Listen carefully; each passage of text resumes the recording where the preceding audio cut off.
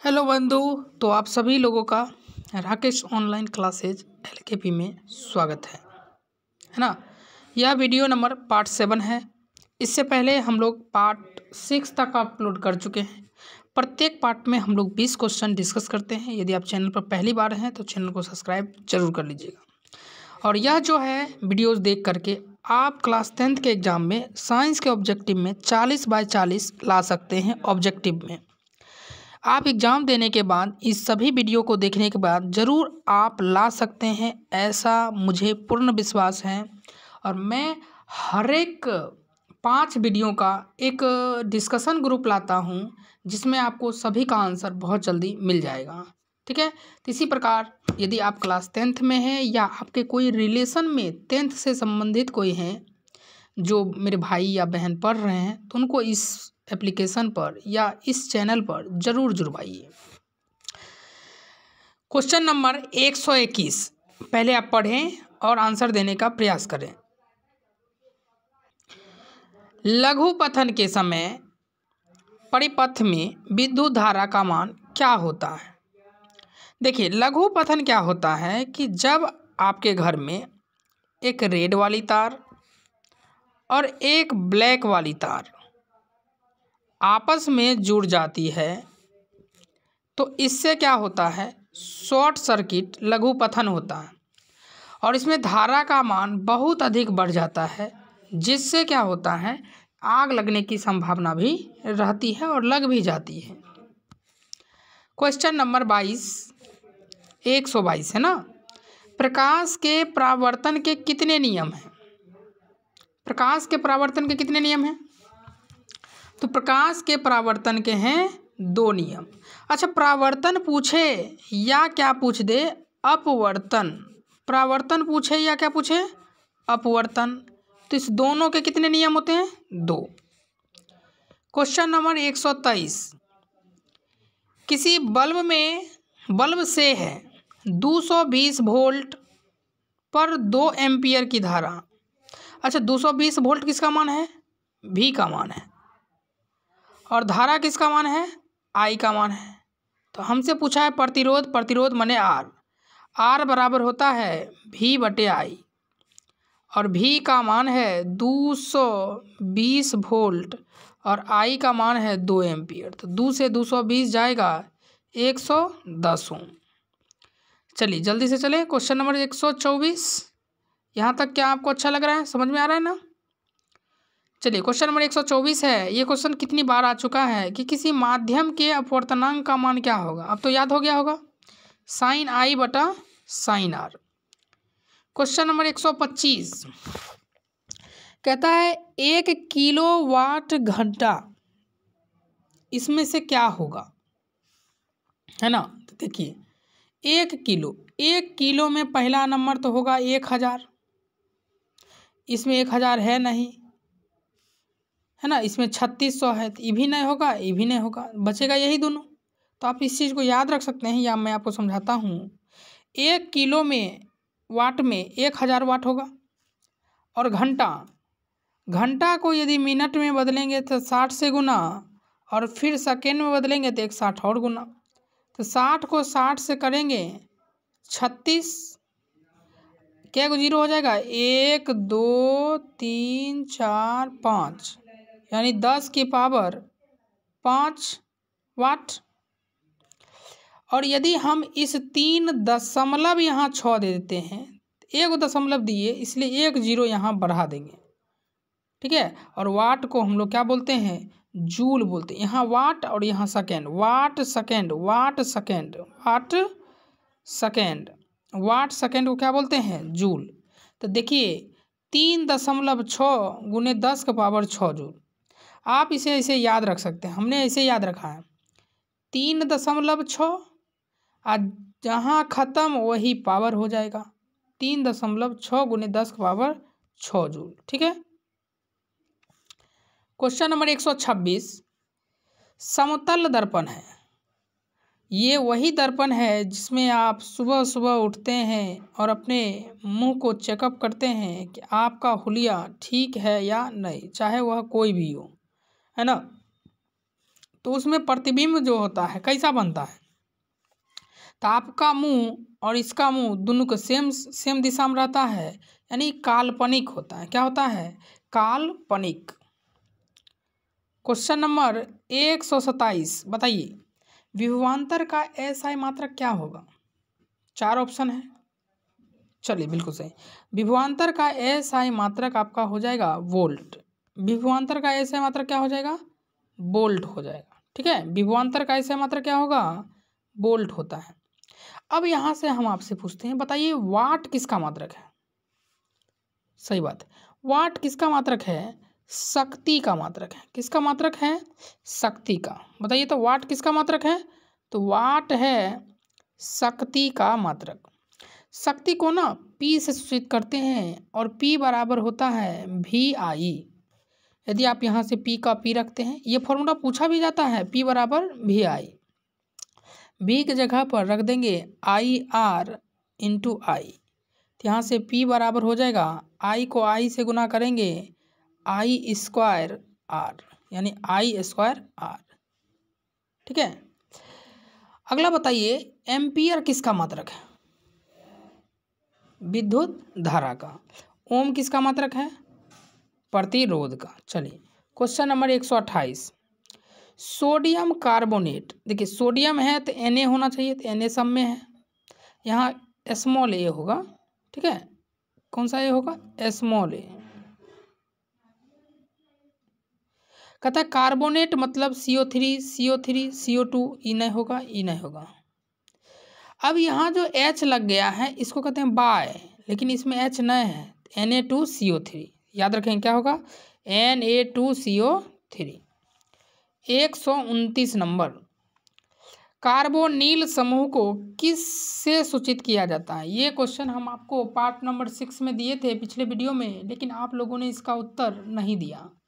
चलिए इसका उत्तर हो जाएगा, यहाँ डबल लगेगा। ठीक है, डबल बंद CO को क्या कहते हैं? Carbonyl group. क्या कहते हैं? Carbonyl group. अब बताइए एकल बंद CHO को क्या कहते हैं? एल्डिहाइड कहते हैं। क्या कहते हैं? एल्डिहाइड। COOH को क्या कहते हैं? अम्ल, या पूरा नाम है कार्बोक्सिलिक अम्ल। अच्छा, इसमें ना एक तीर इधर भी लगेगा, है ना, ऐसे लिखाता है, और इसे क्या कहते हैं? ईथर बोलते हैं। क्या बोलते हैं? ईथर। और इसको कीटोन भी बोलते हैं। चलिए फिर से एक बार हम आपको रिवीजन करवा देते हैं। अच्छा एक क्वेश्चन आएगा, यहाँ रिवीजन करवा देते हैं। इथाइल, देखिए इथाइक नहीं होगा, यहाँ पर एथिल होना चाहिए। क्या होना चाहिए? Ethyl. Ethyl. Alcohol, ethyl alcohol. देखिए अल्कोहल का सूत्र हो जाएगा OH। अब एथिल में कितना कार्बन होता है? मेथ एथ में 2 कार्बन। एथ में कितना कार्बन? 2 कार्बन होता है, तो 2 कार्बन दे दिए। तो हाइड्रोजन की संख्या जो होगी, जैसे एल्केन में होता है 2 गुना से 2 ज़्यादा, लेकिन इसमें होगा कि इसका 2 गुना 4 और 1 के ज़्यादा होता है ना, यानी C2H4 5 C2H5OH। क्वेश्चन नंबर 131, निम्नलिखित में आयनिक यौगिक कौन है? देखिए एक होता है आयनिक और एक होता है सह संयोजी यौगिक। एक क्या होता है? आयनिक, और एक होता है सह संयोजी। आयनिक जो बनता है वह धातु और अधातु से, और जो सह संयोजी यौगिक है वह बनता है अधातु का अधातु से। अधातु का अधातु से बनेगा तो सह संयोजी, धातु का अधातु से बनेगा तो आयनिक। अच्छा, अब आपको धातु अधातु पहचानने नहीं आता होगा ना, पहले इसको याद कर लीजिए जल्दी से। धातु अधातु आयनिक, धातु अधातु आयनिक, धातु अधातु आयनिक, अधातु अधातु सह संयोजी, अधातु अधातु सह संयोजी। सह माने साथ, क्या साथ रहेगा? अधातु अधातु से साथ रहेगा तो सह संयोजी, धातु अधातु से रहेगा तो आयनिक। याद हो गया? अब आपको याद करवाते हैं कि धातु कैसे पहचानते हैं।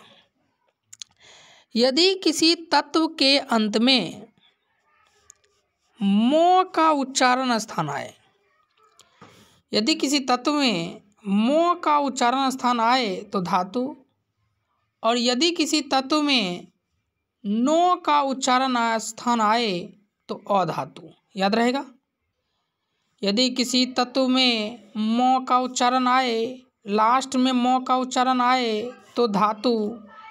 मो धातु, मो धातु, मो धातु, क्या बोले?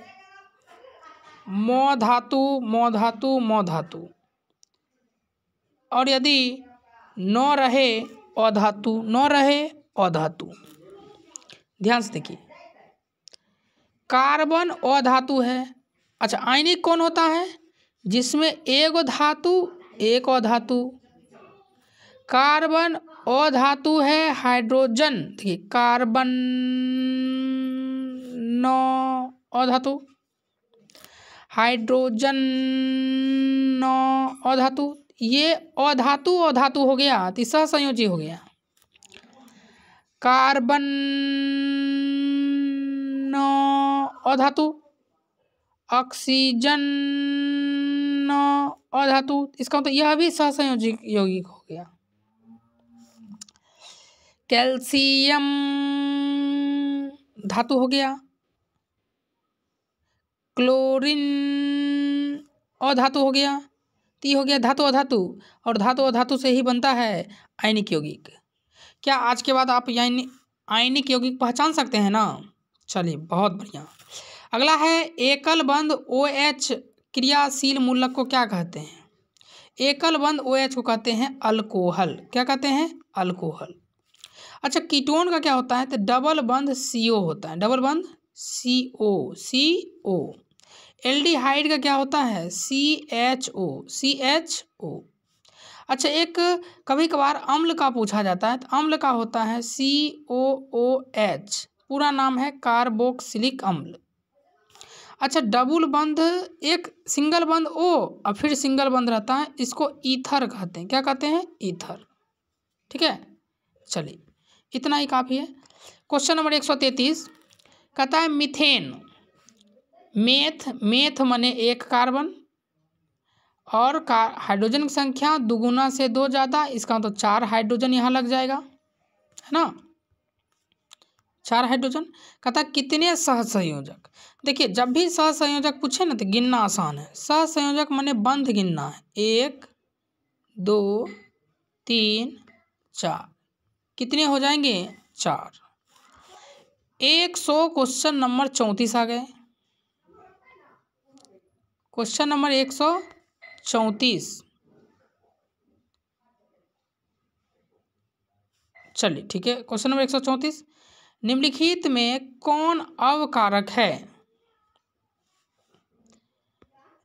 1 मिनट, कितना पे आ गए? 114, 134, जल्दी से 134। निम्नलिखित में कौन अवकारक है?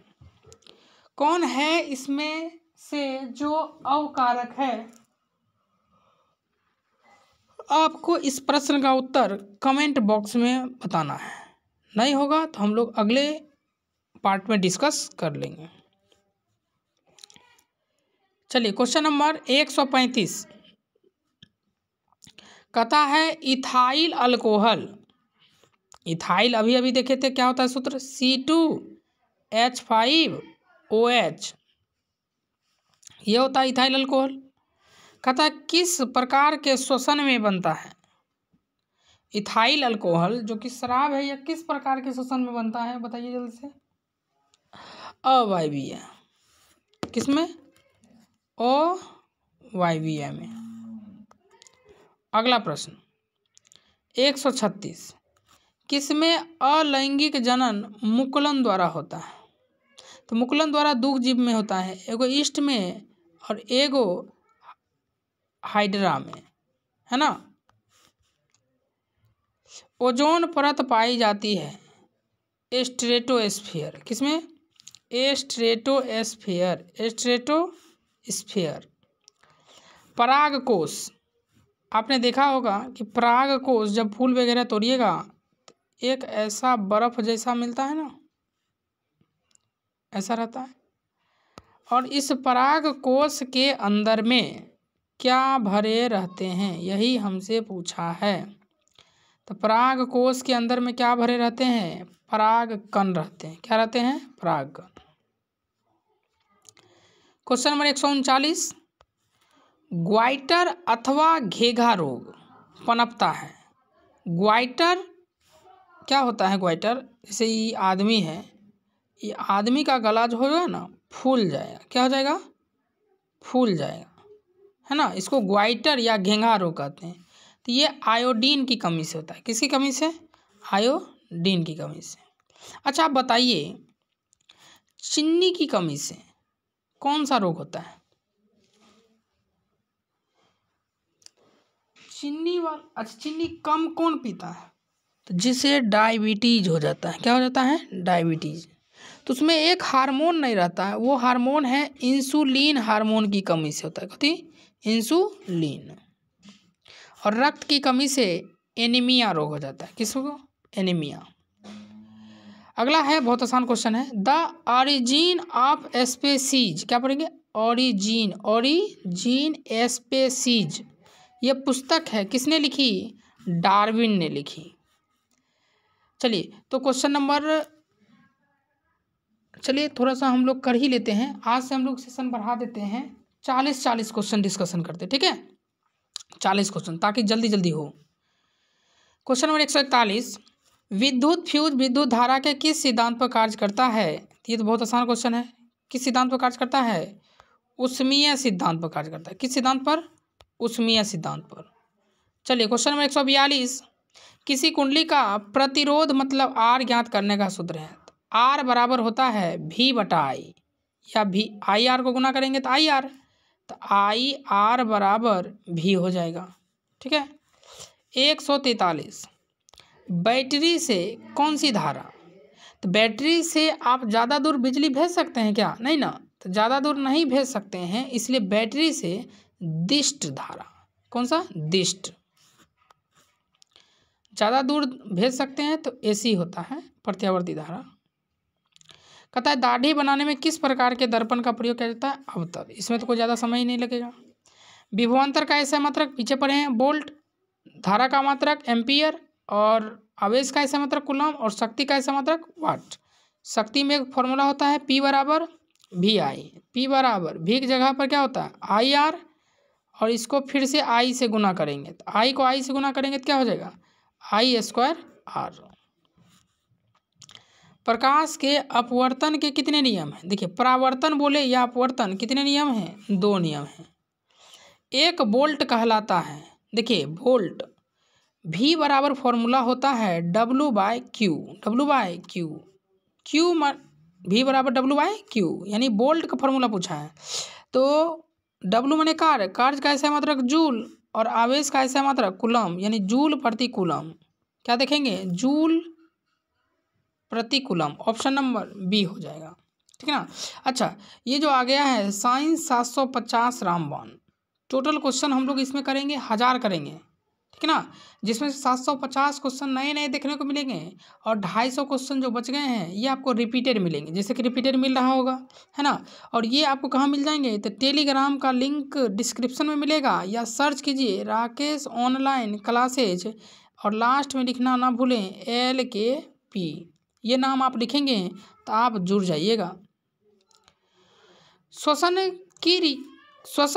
किस प्रकार की रासायनिक अभिक्रिया है, देखिए जब हम लोग श्वसन लेते हैं तो उस श्वसन में ऑक्सीजन जुटता है, और ऑक्सीजन का जुटना उपचयन कहलाता है। क्या कहलाता है, उपचयन।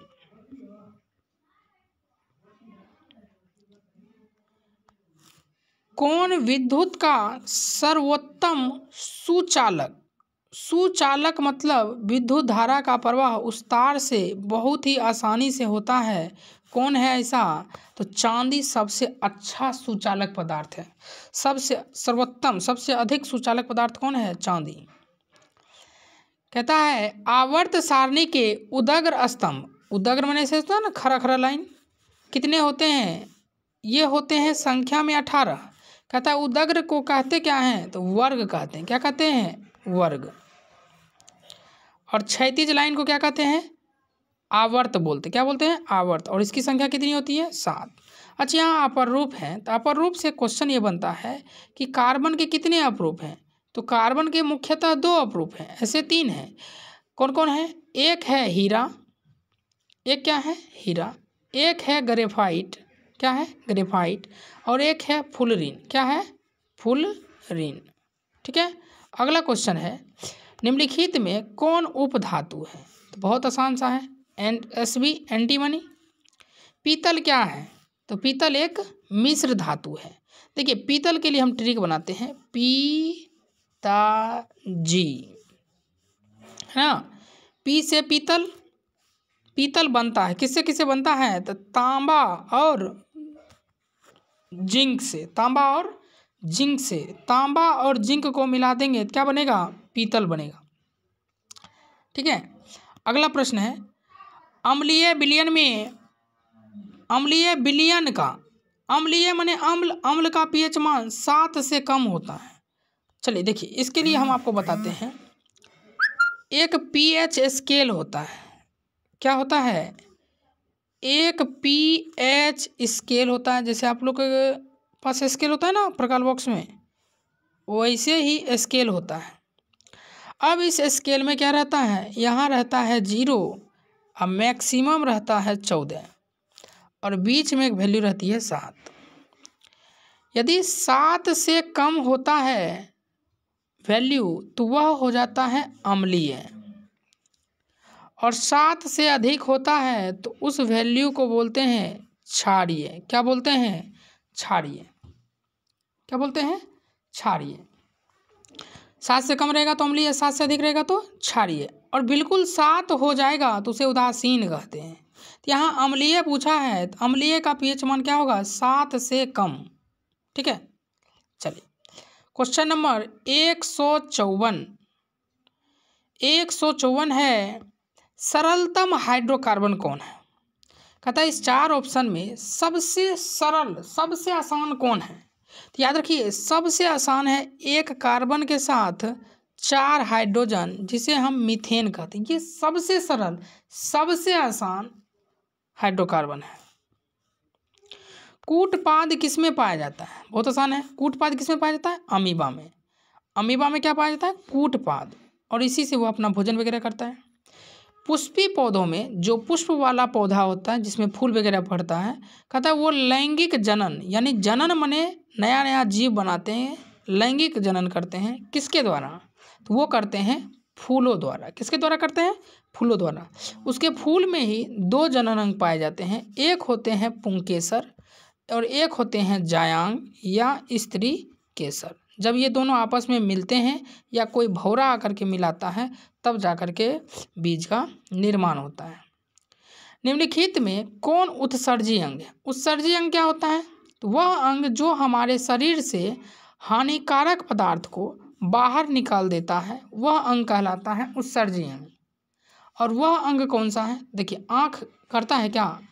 हमारे शरीर के जितना भी हानिकारक है वो बाहर निकाल देता है। आँख से तो हम लोग देखते हैं, तो हानिकारक चीज़ को बाहर निकालने वाला अंग का नाम है वृक्क। वृक्क जिसे हम लोग किडनी कहते हैं। क्या कहते हैं? किडनी। शुक्राणु बनता है, शुक्राणु जो है कहता है ये शुक्राणु बनता है, किसमें बनता है? तो शुक्राणु बनता है किसमें? तो शुक्राणु जो बनता है इसका एक शीर्ष होता है। शुक्राणु क्या होता है? एक शीर्ष होता है, और शुक्राणु का एक क्या होता है? पूँछ होता है, टेल होता है ना। और ये गति करता है। क्या करता है? गति करता है। यह मेल से निकल करके फीमेल के ओवम में जाकर के संपर्क करता है, तब जाके एक जायगोट का निर्माण होता है, फिर भ्रूण बनता है, तब शिशु का निर्माण होता है। कहता है ये शुक्राणु कहाँ बनता है? ये जो शुक्राणु है ये शुक्राणु कहाँ बनता है? तो शुक्राणु का संरचना देख लिए, तो शुक्राणु बनता है वृषण में। कहाँ बनता है? वृषण में। अच्छा वृषण कितने होते हैं? तो वृषण की संख्या 2 होती है। कितनी होती है? 2, यानी 1 जोड़ा होता है। कितना जोड़ा? 1 जोड़ा। अच्छा, फीमेल में अंडाणु कितने होते हैं? तो अंडाणु भी कितना होता है? एक जोड़ा होता है। कितना जोड़ा? एक जोड़ा। अच्छा, इस अंडाणु में खासियत क्या है कि यदि जनवरी में इसमें अंडाणु बना तो फरवरी में इसमें बनेगा, इसमें नहीं बनेगा, है ना। और जब इस जनवरी में अंडाणु बन जाता है, तब ये फरवरी में जब बनने लायक हो जाता है, तब यहाँ से ये सड़ने लगता है और सड़ के ये बाहर निकल जाता है। उसी को मासिक धर्म या रजोधर्म या पीरियड्स के नाम से जानते हैं। क्वेश्चन नंबर अगला है 159। निम्न में कौन प्राकृतिक संसाधन नहीं है? कौन है जो प्रकृति से नहीं मिलता है? जीवधारी। कोई ऐसा देखे हैं जीव आसमाने से टपक गया है? तो नहीं। जल प्राकृतिक है, मृदा प्राकृतिक है, वायु प्राकृतिक है, ये सब प्रकृति से मिलता है। इंसुलिन की कमी से कौन सा रोग होता है? तो इंसुलिन की कमी से कौन सा रोग होता है? मधुमेह, जिसे हम डायबिटीज कहते हैं। डायबिटीज में क्या होता है कि इंसुलिन हार्मोन कम जाता है और इसमें बीटा सेल, जो बीटा सेल है या बीटा कोशिका की कमी से होता है। दूसरा प्रश्न इसमें ये हम आपसे पूछ सकते हैं कि बताइए घेंघा रोग किसकी कमी से होता है? घेंघा, जिसे ग्योटर कहते हैं, तो यह जो रोग होता है, यह होता है आयोडीन की कमी से होता है। किसकी कमी से होता है? आयोडीन की कमी से, है ना। चलिए क्वेश्चन नंबर 161।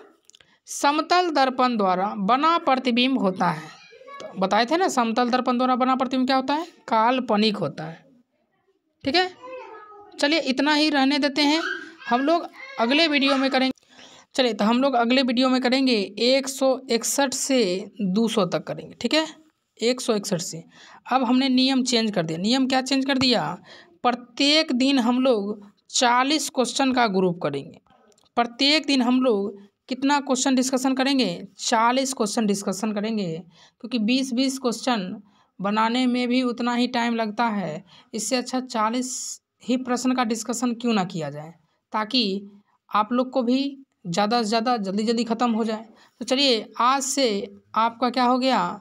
40 क्वेश्चन का डिस्कशन स्टार्ट हो गया। ये वीडियो नंबर 7 है। अब वीडियो नंबर हम लोग कल बनाएंगे 8। यदि अच्छा लगता है तो चैनल को ज़रूर शेयर कीजिए अपने फ्रेंड्स के साथ ग्रुप में। ठीक है, मिलते हैं अगले वीडियो में।